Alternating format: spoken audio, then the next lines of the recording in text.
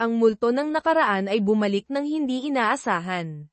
Si Althea Reyes ay minsang nagkaroon ng masayang mga araw kasama ang lalaking minahal niya, si Rafael, Raf, De Leon. Nagparehistro pa sila ng kasal, isang pangakong tila walang hanggan sa romantikong dalampasigan ng Boracay. Ngunit dahil sa isang mapait na dahilan na mahirap ipaliwanag, ang tali ng kanilang pagmamahalan ay naputol, nag-iwan ng dalawang pusong wasak. Masakit pa, pagkatapos nilang maghiwalay, natuklasan ni Althea na siya ay nagdadalang tao sa anak ni Raf. Sa kabila ng matayog niyang pride, pinili niyang tahimik na lumayo at mag-isang alagaan ang kanyang anak. Ang buhay ng isang single mom sa Maynila ay tila tahimik at simple na lamang sana. Ngunit ang kapalaran ay mapaglaro. 5 taon ang lumipas, sa isang marangyang party sa Makati Grand Hotel na inorganisa ni Doña Isabela Tan, hindi inaasahan ni Althea na muling magkikita sila ni Rafael De Leon, ang lalaking minahal niya noon, at ang tunay na ama ng kanyang anak na si Miguelito, Miggy, Reyes. Ngunit ang masakit, ang sandaling iyon ng muling pagkikita ay naganap habang si Raf ay nasaksihan si Althea na nakaupo ng malapit at tila, intimate, sa piling ng ibang lalaki, si Victor Salcedo. Parang piniga ang puso ni Raf. 5 taon na ang nakalipas mula nang lumuhad siya sa dalampasigan ng Boracay upang hingin ang kamay ni Althea. Ang pagmamahalan nila noon ay parang isang panaginip. Ngunit 3 buwan matapos iyon, lahat ay gumuho. Ngayon, sa kanilang muling pagkikita, dala ang bagong pagkatao, hindi maitago ni Raf ang pait sa kanyang damdamin. Malamig niyang sinagip si Althea mula sa sitwasyon kay Victor, ngunit ang kanyang mga salita ay matalim na parang kutsilyo. 5 taon na pala, Althea. Wala ka pa ring pinagbago. Pareho ka pa rin, walang hiya at mahilig sumabit sa mga may asawang lalaki. Hindi ba kumakagat ang konsensya mo? O desperado ka na talaga? Ang dating babae ko. Huwag mong sabihing niloloko mo na naman ang iba tulad ng ginawa mo sa akin noon. Hindi nakasagot si Althea. Tahimik niyang tinanggap ang sakit habang pinapanood ang malamig na pagtalikod ng kanyang dating asawa. Sa puso niya, umusal siya, ganito pa rin ba ang galit mo sa akin, Raf, kahit napakatagal na ng panahon? Ang lihim sa likod ng pagganap ni Althea. Ang dahilan kung bakit kailangang magkunwari ni Althea kasama si Victor Salcedo ay mas masakit kaysa sa iniisip ni Raf. Ang anak niyang si Miggy ay may congenital heart disease at nangangailangan ng isang komplikadong operasyon. Sa kasamaang palad, ang ama ng asawa ni Victor ay ang pinakamahusay na cardiologist na kinakailangan ni Althea. Ginamit ni Victor ang sitwasyong ito upang pilitin si Althea na magkunwari bilang kanyang partner sa party ng mga negosyante upang sirain ang reputasyon niya. Para sa buhay ng kanyang anak, kinagat ni Althea ang pain. Ang galit ni Raf at ang investigasyon. Habang nag-aalab ang galit ni Raf dahil sa mga alaala ng nakaraan, inutusan niya ang kanyang sekretaryang si Ana na siyasatin ang lahat ng nangyari kay Althea sa nakalipas na 5 taon. Nang mabasa niya ang resulta, tila tumigil ang tibok ng kanyang puso. Ang kanyang nakaraan ay konektado rin sa sakit sa puso na muntik nang kumitil sa kanyang buhay, na nagresulta sa maraming operasyon. Sa San Lorenzo Medical Center, kung saan siya regular na nagpapatingin, muling nagkrus ang kanilang landas ni Althea. Nang makita siya ni Althea, sinubukan niyang umiwas. Ngunit nang muntik nang mabangga ng isang hospital cart si Raf, mabilis siyang sinagip ni Althea. Ngunit sa mata ni Raf, isa na naman itong palabas. Huwag kang magpanggap na may malasakit ka pa sa akin, malamig niyang sabi. Magaling ka talagang umarte, pero maghanda ka, dahil pagbabayaran mo ang lahat ng ginawa mo. Ang hindi inaasahang pagkikita ni Raf at Miggy. Sa loob ng ospital, nagkataong nakasalubong ni Raf ang isang batang lalaki, si Miggy. Napansin ni Raf ang kakaibang pagkakahawig nila sa isa't isa, mula sa kilos hanggang sa mga galaw. Ang gwapo mo po, Tito, sabi ni Miggy, habang nakangiti. Napangiti rin si Raf at tinanong ang bata. Hindi nila alam, sila pala ay mag-ama. Para kay Miggy, Ang kanyang ama ay nasa isang malayong lugar, ayon sa sinabi ni Althea. Ngunit ang kanyang simpleng hiling ay magkaroon ng isang ama. Nang tanungin ni Raph kung may asawa na siya, sumagot si Miggy, wala pa po. Pwede po ba kayong maging daddy ko? Sabi ni Mama, gwapo daw ang daddy ko, at gwapo rin po kayo. Ang katotohanan at ang pagdurusa. Hindi nagtagal, natuklasan ni Raph ang katotohanan. Sa isang pagkakataon, tinawag ni Miggy ang cardiologist na si Dr. Jose Santos bilang Daddy Santos, habang si Althea ay nasa tabi nila. Sa paningin ni Raph, parang isang masayang pamilya ang tatlo. Ngunit para sa kanya, ito ay isang matinding dagok. Paano niya nagawang maging masaya habang ako ay nagdurusa?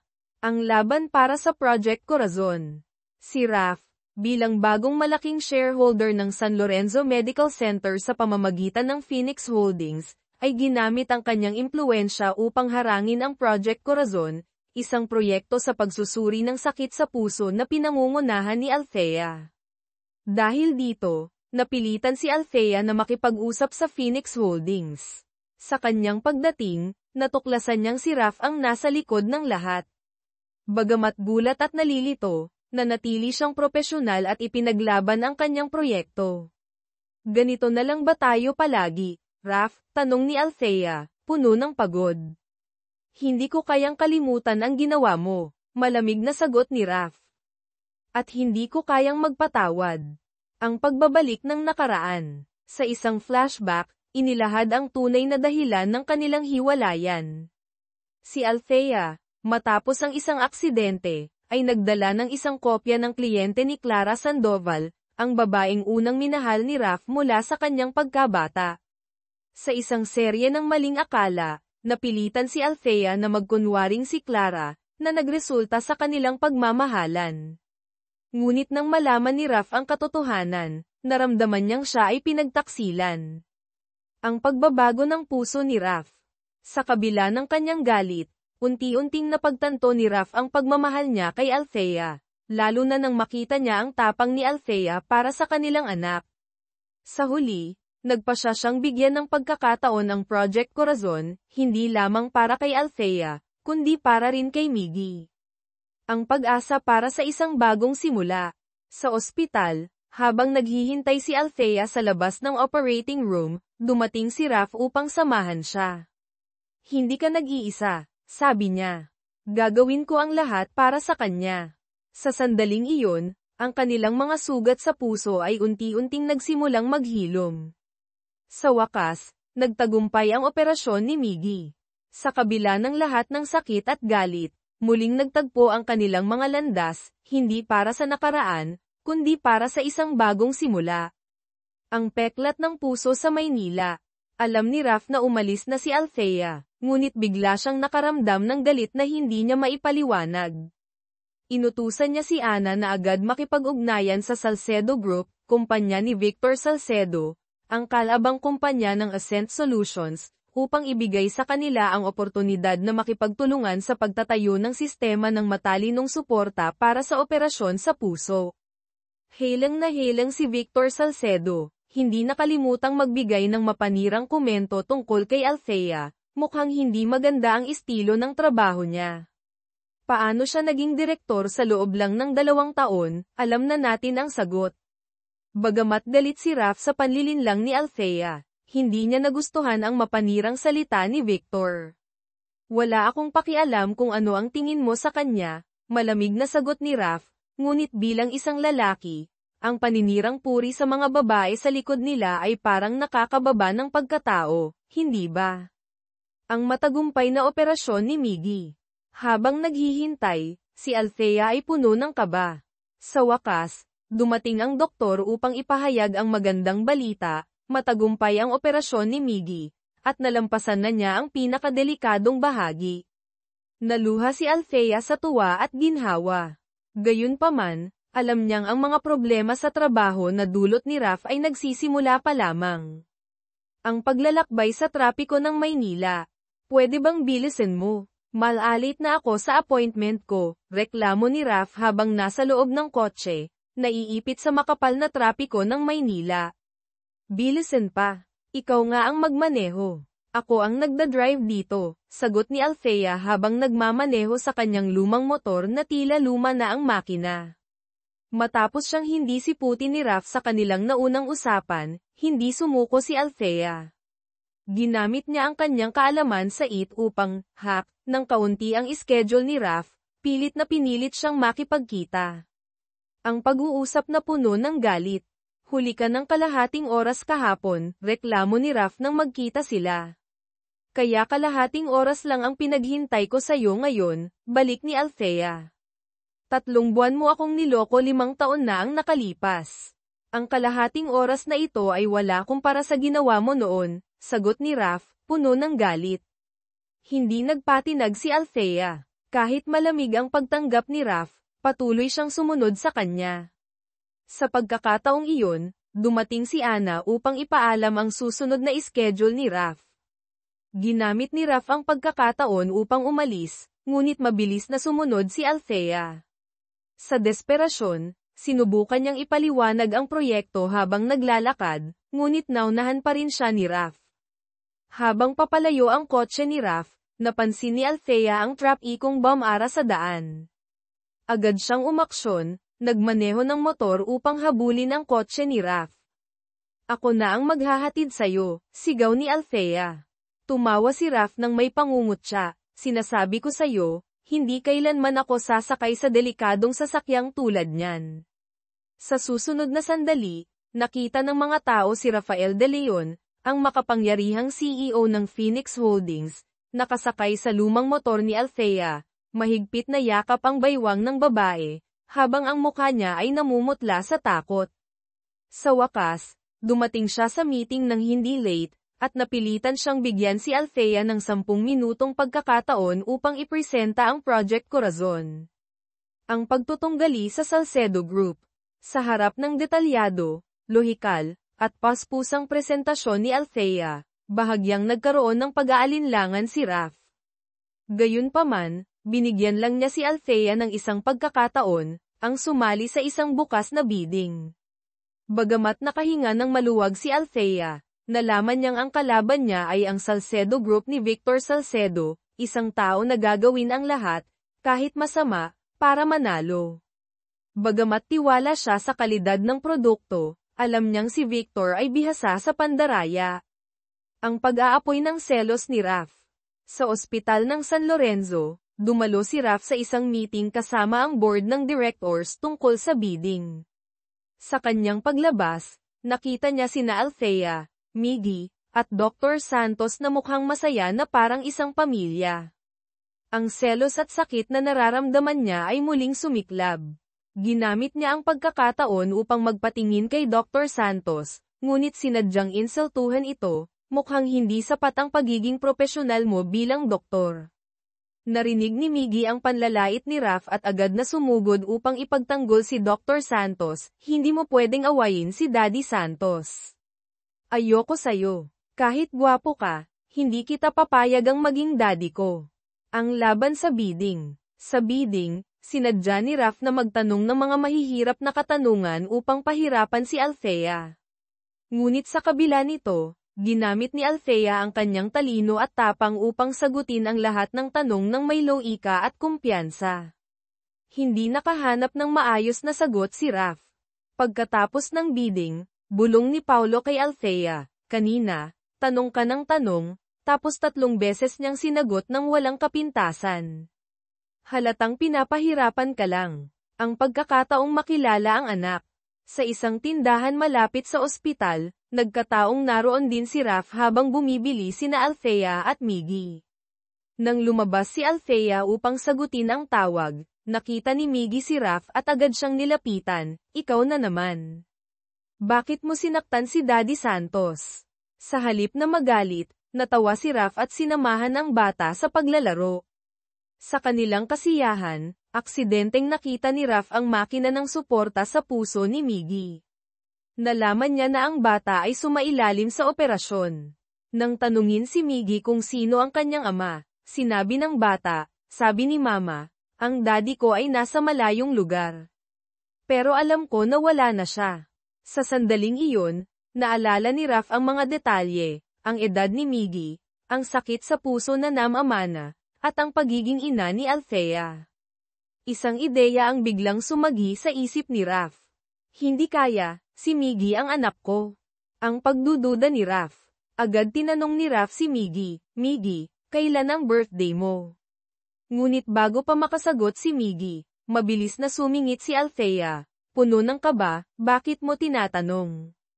Takot siya sa posibilidad na kunin ni Raph ang karapatan bilang ama.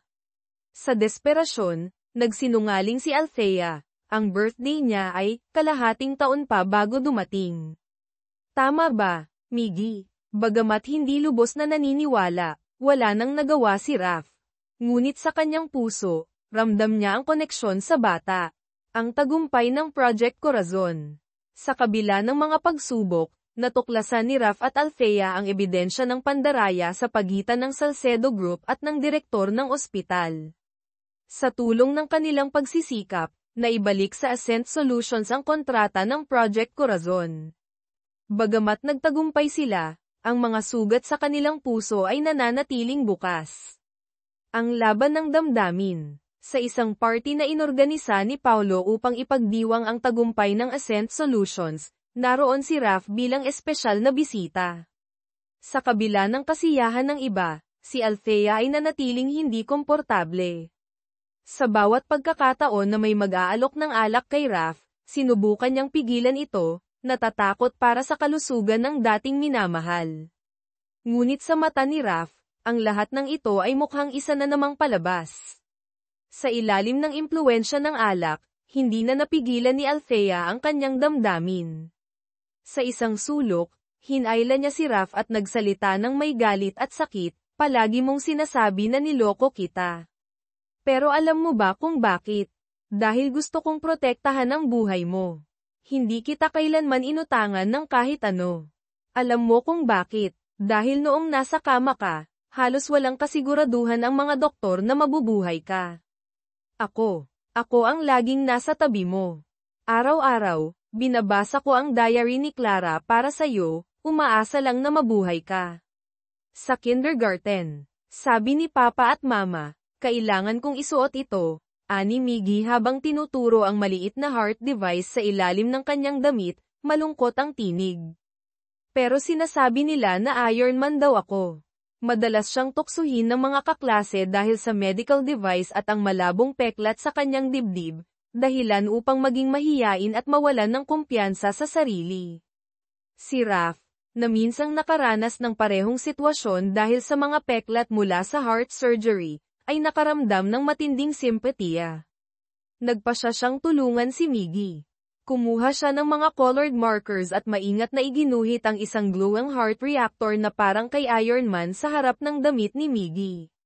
Sa isang iglap, ang dating kahinaan ng bata ay naging simbolo ng lakas. Hindi lamang natanggal ang bigat sa puso ni Miggy, kundi naging tampok pa siya ng paghanga at kuryusidad mula sa kanyang mga kaklase. Nang makita ni Althea ang video na ipinadala ng guro ni Miggy, kung saan masaya at muling nakikisalamuha ang kanyang anak, napangiti siya ng may ginhawa. Sa wakas, nagpasya siyang gamitin ang pagkakataon upang magpasalamat kay Raph. Kasabay nito, dinala niya ang mga datos ng Project Corazon upang makipagkita sa kanya. Ang pagharap sa nakaraan. Sa kanilang pag-uusap, nagkaroon ng pagkakataon si Raph na harapin ang nakaraan. 5 taon na ang nakalipas, ani Raph, sa mas kalmadong tono. Kahit na ang lahat ay tila sinadya o aksidente lamang. Sa mga sandaling pakiramdam ko ay hindi ko na kaya, nandoon ka. Tinulungan mo akong makabangon. Tinatanggap ko ang paghingi ng tawad mo. At simula ngayon, tapos na ang lahat ng galit sa pagitan natin. Ang kanilang pag-uusap ay tila isang bagong simula, isang marupok na pagkakasundo matapos ang lahat ng bagyo. Bilang pagpapakita ng kanyang sinseridad, bumili si Raph ng helmet na may disenyo ni Iron Man at personal na dinala ito sa kindergarten upang makipaglaro kay Miggy. Ang biglaang tawag mula sa ospital. Ngunit ang katahimikan ay hindi nagtagal. Biglaang tumanggap si Althea ng tawag mula sa San Lorenzo Hospital. Agad siyang tumakbo, Ang mukha ay mapatlas sa sobrang kaba para kay Miggy. Pagdating niya sa ospital, sinabi ng doktor na kailangan ni Miggy ng agarang blood transfusion. Ako ay type O, sigaw ni Raph, na naroon din, marahil upang bisitahin si Miggy. Pwede akong mag-donate. Naging mas magulo at takot si Althea. Alam niyang hindi basta-basta maaaring mag-donate ng dugo ang isang direktang kamag-anak. Sa harap ng matinding determinasyon ni Raph at ang kanyang mga tanong na puno ng hinala, hindi na napigilan ni Althea ang kanyang emosyon. Tumulo ang kanyang mga luha habang isinisiwalat ang mapait na katotohanan, hindi pwede. Dahil, ikaw ang ama ni Miggy. Ang pag-amin at ang plano ni Raph. Nagulat si Raph, ngunit unti-unting lumitaw ang isang ngiti sa kanyang mga labi. Sa wakas, nakumpirma niya ang kanyang mga hinala. Ngunit agad niyang inamin ang katotohanan, hindi totoo ang kailangang blood transfusion. Ang lahat ng ito ay isang plano lamang niya. Nakita niya ang resibo ng ospital na naglalaman ng pangalan ni Miggy Reyes, edad 4, malapit ng mag-5, eksaktong tumutugma sa panahon matapos silang maghiwalay. Ginamit niya ang pagkakataong ito upang pilitin si Althea na siya mismo ang magtapat. Plano mo akong agawin si Miggy, hindi ba? Umiiyak na tanong ni Althea, galit at takot. Hindi naman, sagot ni Raph, tumatawa habang hindi maitago ang saya sa pagkakaroon ng isang anak na matalino at gwapo. Lumapit siya kay Althea, puno ng pagmamalaki. Sabihin mo nga, Althea, hindi ba't kamukhang kamukha ko si Miggy? Ang pagtira sa isang bubong. Upang maging malapit sa kanyang anak, agad na kumilos si Raph. Nagdala siya ng isang dokumento sa bahay ni Althea. Ano to? Tanong ni Althea, naguguluhan. Notice of cohabitation, sagot ni Raph, may ngiting nakakaloko. Mukhang pagod ka na sa trabaho kaya hindi mo mabasa ng maayos. Basahin mo ulit. Basahin mo sarili mong basura, galit na sagot ni Althea, pinunit ang papel. Ngunit huli na ang lahat. Matapos ang 5 taong pagkakahiwalay, si Rafael De Leon, na ngayon ay alam nang siya ang ama ni Miggy, ay opisyal nang lumipat sa maliit na apartment ni Althea sa Quezon City. Sila ni Miggy ay nagsimulang magsuot ng matching panda shirts, na ikinainis lalo ni Althea. Ang buhay sa ilalim ng iisang bubong. Ang kanilang buhay magkasama ay puno ng tensyon. Si Raph, na sanay sa marangyang pamumuhay, ay hirap sa simpleng kondisyon sa bahay ni Althea. Samantalang si Althea naman ay naiinis sa pakiramdam na nawalan siya ng pribadong espasyo. Bakit ka nakatayo dyan? Parang hindi ka pa nakakita ng taong naghuhugas ng plato, reklamo ni Althea nang makita si Raph na nakatingin sa kanya.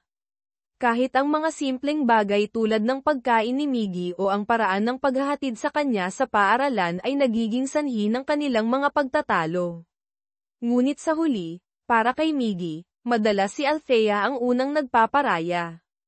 Ang pag-a-adjust ni Raph. Habang tumatagal, si Raph ay nagiging creative sa kanyang mga paraan upang gawing mas komportable ang kanilang tirahan. Pinalitan niya ang heater ng tubig na hindi gumagana, bumili ng isang mamahaling coffee maker, at inayos ang kwarto ni Miggy nang hindi humihingi ng pahintulot kay Althea. Ang mga aksyon niyang ito ay lalong ikinagalit ni Althea, ngunit sa harap ni Miggy, pilit niyang pinanatili ang katahimikan. Mama, Daddy, huwag na kayong mag-away, ha? Promise, seryosong sabi ni Miggy. Promise, sagot ni Althea, pilit ang ngiti. Ang pagpapakita ng tunay na layunin. Sa isang gabi, matapos matulog si Miggy, seryosong hinarap ni Althea si Raph. Ano ba talaga ang gusto mo? Kailan ka aalis dito? Tanong niya. Kapag pumayag kang hayaan si Miggy na bumisita sa bahay ko tuwing weekend, sagot ni Raph. Hindi kailanman, mabilis na sagot ni Althea. Bakit ba ang kulit mo? Bakit ka nandito? Para kay Miggy, sagot ni Raph, matatag. At huwag kang mag-alala, hindi ako nandito para sayo. Ang hinaharap, sa kabila ng lahat ng tensyon, unti-unting nagbabago ang dynamics sa pagitan nila. Ang kanilang pagsasama ay nagiging mas komplikado, ngunit sa kabila ng lahat, para kay Miggy, ang kanilang pagsasama ay nagdadala ng kakaibang saya at pag-asa.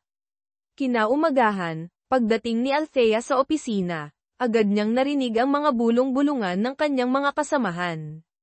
Napakunot ang kanyang noo nang mapagtanto na siya na naman ang bida sa isang bagong eskandalo, mga malabong litrato mula kagabi na sinamahan ng mga chismis na siya raw ay may sugar daddy na nag-aalaga sa kanya. Sa kabila ng galit, mabilis na kumalma si Althea. Umupo siya sa harap ng kanyang computer at ginamit ang kanyang mga IT skills upang hanapin ang IP address ng nagpasimula ng chismis. Hindi nagtagal, natukoy niya ang lokasyon, isang residential area na malapit sa opisina, kung saan nakatira si Director Acosta. Dahil sa kanyang mga kilos at asal noong nakaraang gabi, sigurado si Althea na si Acosta ang may kagagawan. Ang galit ni Raph. Samantala, si Raph, na narinig ang grupo ng mga empleyado na nag-uusap tungkol sa chismis, ay biglang nag-init ang ulo. Hindi niya alam na siya ang misteryosong lalaki sa litrato, ngunit hindi niya matiis ang paninirang puri laban kay Althea, ang ina ng kanyang anak. Galit na galit, dumiretso si Raph sa opisina ni Althea, pinalabas ang dalawang empleyado na naroon, at sinimulan siyang sermonan. Wala akong karapatan na pakialaman ang personal na buhay mo. Pero kung naaalala mo pa na ikaw ang ina ni Miggy, dapat alam mo kung paano mag-isip para sa kanya. Huwag kang gumawa ng mga bagay na makakasira sa bata. Hindi ko na kailangang malaman, ni ayoko nang alamin kung sino na naman ang lalaki mo. Ang pagbawi ni Althea. Sa sobrang galit, hindi na nakapagpigil si Althea. Kinuha niya ang kanyang cellphone. Binuksan ang litrato sa chismis, at itinapat ito kay Raph. Tumitig si Raph sa screen, at, Diyos ko, ako pala ang nasa litrato. Hindi siya makapagsalita, ang mukha niya ay namula sa hiya at pagkatapos ay namutla. Hindi na nagpaapekto si Althea. Determinado siyang ipaglaban ang kanyang pangalan. Dumiretso siya sa opisina ni CEO Enriquez upang maghain ng reklamo, kasabay ng pakikipagtulungan kay Paulo upang makuha ang cellphone ni Acosta bilang ebidensya. Sa harap ni Enriquez, malinaw niyang ipinaliwanag ang pang-aabuso ni Acosta at hiningi ang isang pampublikong paghingi ng tawad at pagwawasto ng maling impormasyon. Kung hindi maayos ng kumpanya ang isyong ito at hindi maibabalik ang reputasyon ko, mariing sabi ni Althea, magre-resign ako at aalis sa Ascent Solutions. Ang diskarte ni Althea. Sa labas ng opisina, agad siyang hinayla ni Paulo, puno ng pag-aalala, talaga bang aalis ka? Ngumiti si Althea, puno ng kumpiyansa, hindi ako aalis. Kung may dapat umalis, iyon ay si Acosta. Sino ba ang may hawak ng core technology ng Ascent ngayon? Project Corazon, ang pinakamahalagang proyekto ng kumpanya, ako ang nag-research at nag-develop nito. Sa wakas, napagtanto ni Paulo ang plano ni Althea at napahanga sa kanyang katalinuhan. Ang lihim na plano ni Acosta.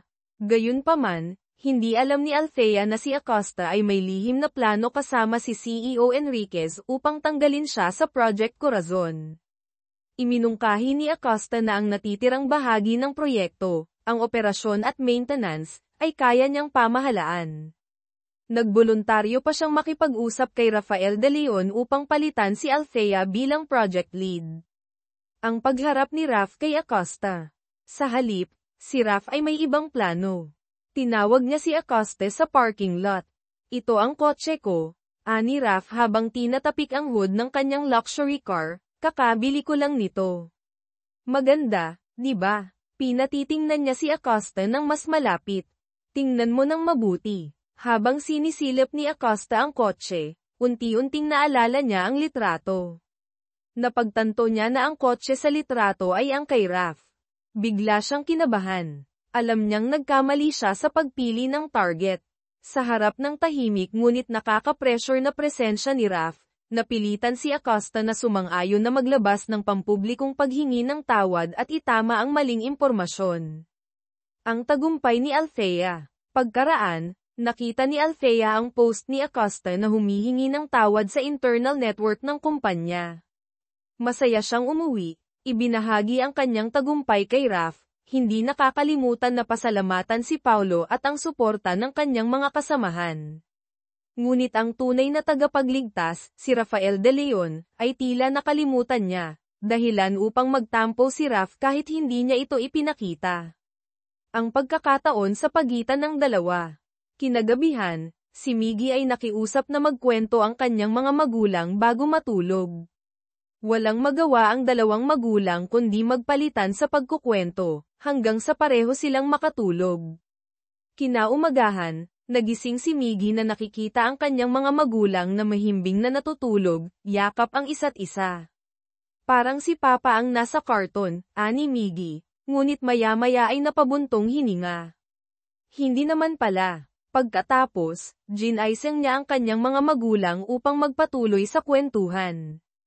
Ang nakakahiya na umaga. Una nang nagising si Althea, ramdam ang kakaibang init at bigat sa kanyang katawan. Nang imulat niya ang kanyang mga mata, natagpuan niya ang sarili sa bisig ni Raf, ang kamay nito ay nasa kanyang baywang. Hindi makapaniwala sa sitwasyon, nagkunwari siyang natutulog pa rin. Ngunit si Miggy, na tila may radar, ay mabilis na nakahalata. Mama, huwag kang magpanggap. Kita ko ang mata mo gumagalaw. Sa sobrang hiya, napilitan si Althea na bumangon, habang si Raf ay tahimik na tumatawa sa kanyang isip. Ang pagbisita ni Dr. Santos. Biglang tumunog ang doorbell. Pagbukas ni Raf, tumambad si Dr. Santos na may dalang almusal para kay Miggy. Agad na hinayla ni Althea si Dr. Santos sa hagdan upang magpaliwanag. Samantala, si Raf ay naiwan sa loob, puno ng selos. Sinubukan niyang tanungin si Miggy tungkol kay Daddy Santos, ngunit matalino ang bata at hindi nagbigay ng kahit anong impormasyon. Ang labanan sa pagitan ni Raf at Dr. Santos. Sa gabing iyon, bumalik si Dr. Santos upang magluto ng adobo para kay Miggy. Si Raf naman ay naghanda ng paksiw na isda. Sa hapagkainan, nagsimula ang tahimik na labanan ng dalawa. Tikman mo ang paksiw na isda ko, Dr. Santos, ani Raf, may ngiti. Bagay sa'yo, maasim at sobra-sobra. Sumagot si Dr. Santos, subukan mo ang kamote Q ko, Mr. De Leon. Malambot, malagkit, at parang hindi madaling mawala. Napailing si Althea habang pinapanood ang dalawa. Ang pagpapasya ni Raf. Sa kabila ng lahat ng tensyon, si Raf ay tahimik na tumutulong kay Althea sa kanyang proyekto. Sa wakas, nagdesisyon siyang magbigay ng pagkakataon sa Project Corazon, hindi lamang dahil sa potensyal nito, kundi dahil sa kanyang nararamdaman para kay Althea. Mabilis na lumipas ang panahon. Bago pa man matapos ang 2 linggong deadline, nakumpleto ni Althea ang detalyado at napakakumbinsing plano para sa proyekto. Sa sobrang tuwa, hinayla siya ni Paulo upang magdiwang at uminom. Resulta, si Althea ay nalasing ng husto, at kahit nakauwi na, hindi pa rin maayos ang pakiramdam ng kanyang tiyan. Si Raf ang nag-alaga sa kanya ng buong gabi. Sa gitna ng kalasinggan, kung ano-ano ang sinasabi ni Althea, na parang bumabalik sa mga alaala ng nakaraan.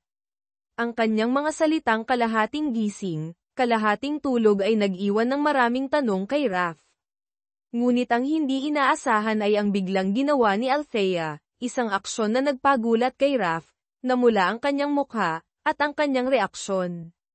Tumakbo palayo. Ang umaga pagkatapos, kinaumagahan, nagising si Althea ng bahagyang may alaala ng nangyari kagabi. Sinubukan niyang kumbinsihin ang sarili na baka panaginip lang iyon. Pero nang makita ang baso ng mainit na tubig na may pulot na inihanda ni Raf sa mesa, bigla siyang kinabahan. Tuwing nalalasing ka ba, ganito ka lagi, tanong ni Raf, medyo may biro sa tono. Halos mabulunan si Althea habang iniinom ang pulot na tubig. Agad siyang nagtanong, kagabi, may ginawa ba akong masyadong nakakahiya? Sa tanong na ito, si Raf ay napilitang magbuga ng iniinom niyang tubig, diretso sa screen ng MacBook na malapit sa kanya. Mukhang mahal ang laptop mo. Ano? Bulong ni Althea, nahihiya. Laptop mo yan, sagot ni Raf, kalmado. Ito ang MacBook ni Althea na aksidenteng napagpalitan nila. Halos mabaliw si Althea sa sobrang hiya. Mabuti na lang at hindi masyadong nasira ang laptop, dahil kung nasira ito, siguradong mawawala ang lahat ng datos ng kanyang proyekto. Ang desisyon ni Raph. Sinuri ni Raph ang plano ni Althea. Kitang-kita niya ang maayos na paghahanda, ang pagiging praktikal nito, at ang potensyal na tagumpay ng proyekto.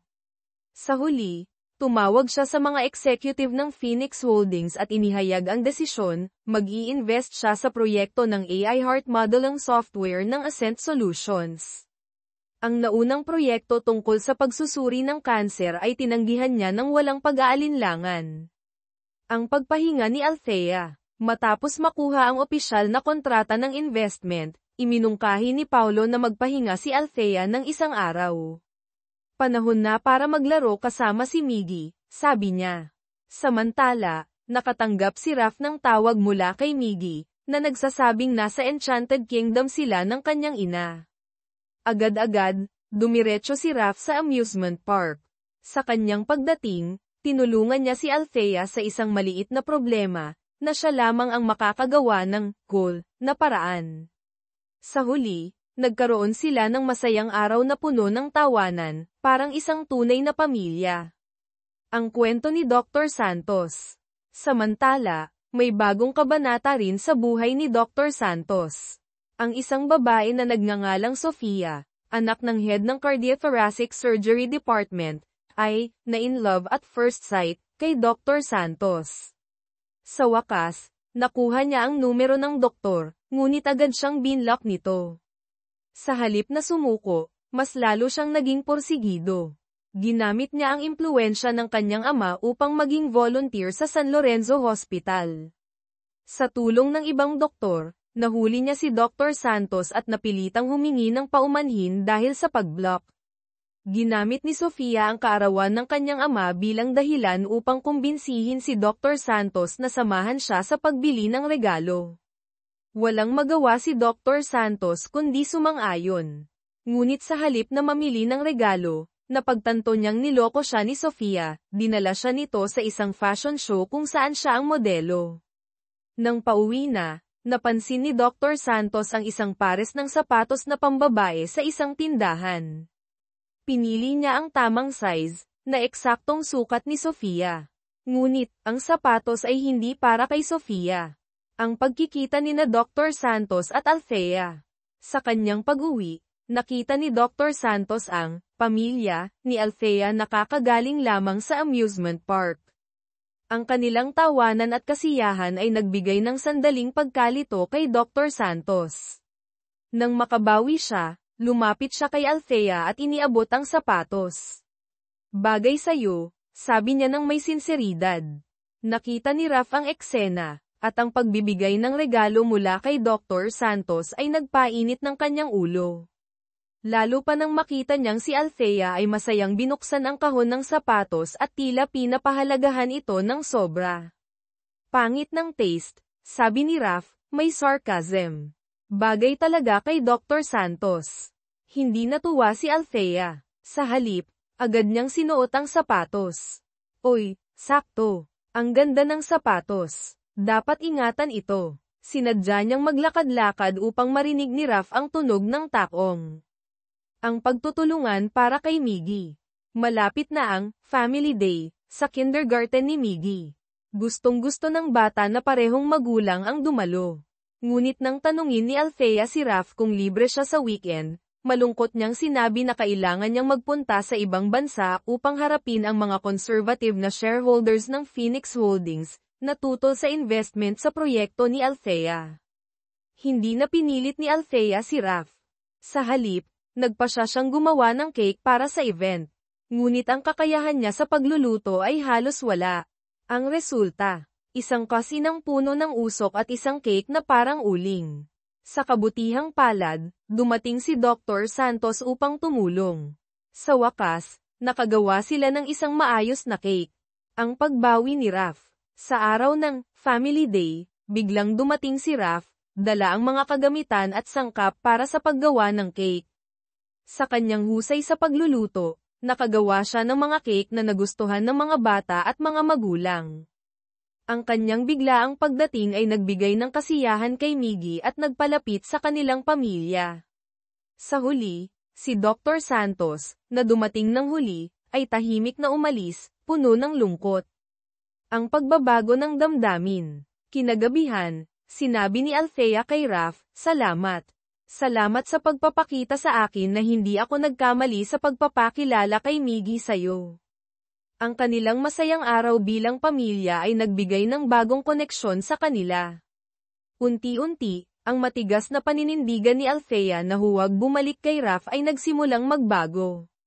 Kahit sa trabaho, hindi niya may tatago ang kanyang kasiyahan, na agad namang napansin ni Paulo.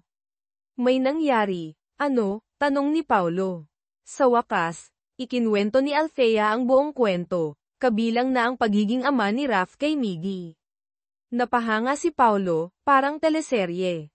Talagang itinadhana kayo. Ang hamon ng proyekto. Sa kabila ng unti-unting pagbukas ng puso ni Althea, ang proyekto ng AI heart modeling ay nasa crucial na yugto. Kinailangan niyang magtrabaho ng husto upang makumpleto ang demo. Si Raph, sa kabila ng kanyang sariling trabaho, ay palaging nandoon upang suportahan siya. Isang gabi, sa tahimik na opisina, nagkasalubong sila sa madilim na koridor. Sa sobrang lapit, halos magtagpo ang kanilang mga mukha. Ngunit bago pa man may mangyari, isang security guard ang biglang dumating, sinira ang sandali. Pareho silang nahiya at agad na umalis. Ang pagpapatuloy ng kwento. Sa gitna ng abalang buhay, unti-unting nagiging mas malapit sina Althea at Raph. Ngunit sa likod ng lahat ng ito, ang kanilang damdamin ay patuloy na sinusubok ng mga hamon ng trabaho at ng kanilang nakaraan. Matapos ang check-up ni Raph, nakita niyang masayang nagkukwentuhan si Althea at Dr. Santos sa waiting area. Agad na nakaramdam ng inis si Raph at nagkunwaring masakit ang ulo. "Kailangan ko ng kaunting katahimikan," sabi niya, sabay hawak sa sentido. Sinubukan niyang gamitin ang dahilan upang paalisin si Dr. Santos, at pabirong sinabing baka gaman ang pakiramdam niya kung si Althea ang magmasahe sa kanyang sentido. Ngunit hindi niya inaasahan ang sagot ni Althea, "Kung ganoon, pumasok ka na lang sa loob at magpahinga." Pagkatapos ay tumingin siya kay Dr. Santos at sinabing, "Tara, doon tayo mag-usap." Iniwan niya si Raph na may katahimikan na hinahanap niya, pero hindi sa paraang gusto niya. Ang pagbalik ni Althea. Galit na galit si Raph habang nakaupo sa loob ng silid pahingahan. Ngunit makalipas ang ilang sandali, bumalik si Althea, may dalang dark chocolate. "Mukhang pagod ka. Kainin mo ito para magising ka," sabi niya. Si Raph, na kanina pa balak lumabas upang hanapin si Althea, ay biglang nawala ang galit nang makita ang tsokolate at ang malasakit na ekspresyon ni Althea. Ngunit bago pa man siya makapagsalita, narinig niya ang pag-uusap ni na Dr. Santos at Sofia sa di kalayuan. Malinaw niyang narinig si Dr. Santos na tinanggihan ang damdamin ni Sofia at sinabing mayroon na siyang mahal. Pagkaalis ni Sofia, lumapit si Raph kay Dr. Santos. "Alam kong gusto mo si Althea," diretsong sabi ni Dr. Santos. "Pero 4 na taon na ang nakalipas mula noong una ko siyang nagustuhan. Balang araw, makikita rin niya ang pagiging totoo ng damdamin ko." Tumawa ng bahagya si Raph. "Yung babaeng umalis kanina, Sofia, maganda rin at mukhang mabait. Gusto mo rin ba siya dahil mabait siya sa'yo?" Ang tanong na ito ay parang matalim na sibat na tumama sa paninindigan ni Dr. Santos. Pagkatapos, naglakad si Raph pabalik sa silid pahingahan, mayabang na nakangiti. Ang sandali sa silid pahingahan. Sa pagbalik niya sa silid, nakita niyang nakahiga si Althea sa sofa, nakatulog dahil sa pagod. Ang payapang mukha ni Althea habang natutulog ay muling nagpalambot sa puso ni Raph. Tahimik siyang umupo sa tabi niya, kinakain ang tsokolate habang pinagmamasdan si Althea. Ngunit hindi niya alam, nagkukunwari lamang si Althea na natutulog dahil nahihiya siyang harapin si Raph matapos ang ilang nakakahiya at masalimuot na sandaling nangyari kanina. Paminsan-minsan, palihim siyang sumisilip kay Raph, na muntik na itong matawa. Nang mapagtanto ni Althea na hindi na niya kayang magkunwari, umupo siya at nagsimulang makipag-usap kay Raph. Dito, ikinuwento niya ng mas detalyado ang tungkol sa kanilang nakaraan, lalo na ang huling habilin ni Clara Sandoval. Sa sandaling iyon, tila tuluyang nawala ang mga galit at hindi pagkakaunawaan sa pagitan nila. Hindi ko akalaing darating ang araw na mapag-uusapan natin si Clara ng ganito, bulong ni Althea.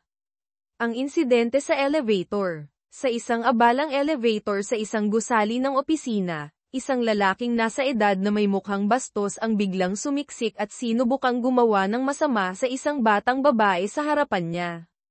Habang naguguluhan ang mga tao sa paligid, mabilis na kumilos si Marco, ang kasintahan ni Paulo, na nasa tabi ng lalaki.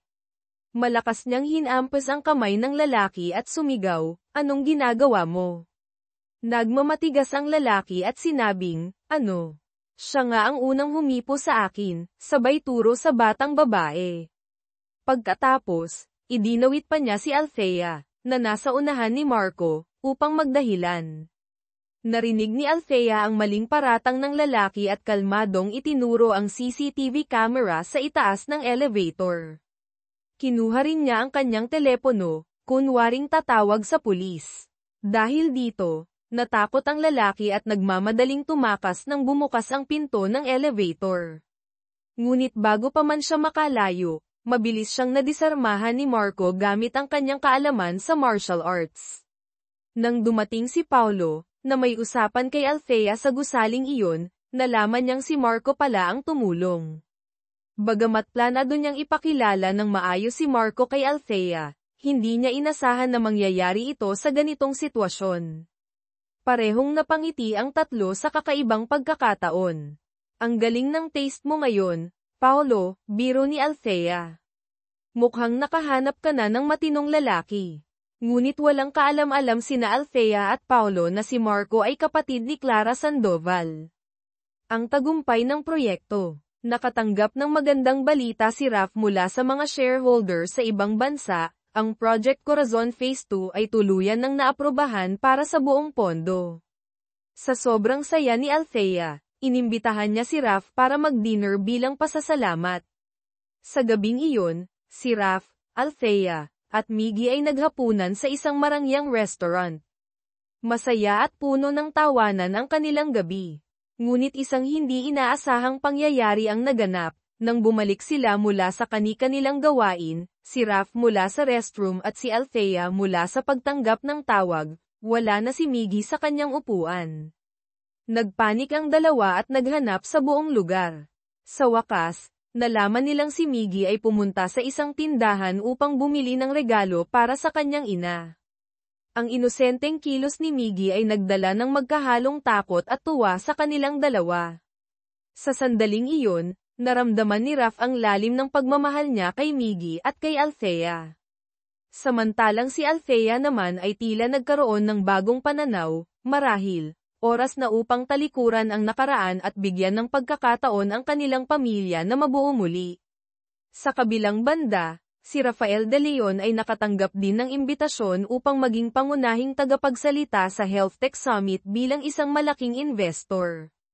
Habang abala si Ana, ang kanyang sekretarya, sa pag-aayos ng kanyang mga bagahe at pagpili ng mga damit, tinapak ni Raph ang balikat nito at sinabing, "May ilang araw pa bago magsimula ang summit, bakit ang aga mo namang maghanda?"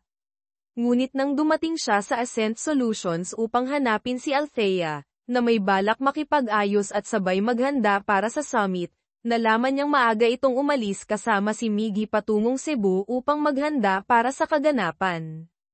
Biglang naging balisa si Raph. Agad niyang kinuha ang dokumentong inihanda ng kanyang abogado, isang kasunduan sa pagkakasundo na nagsasaad ng kanyang kusang loob na hindi nahahabulin ang buong custody ni Miggy at iminumungkahi ang co-parenting setup. Plano niyang dalhin ito upang makipag-ayos kay Althea.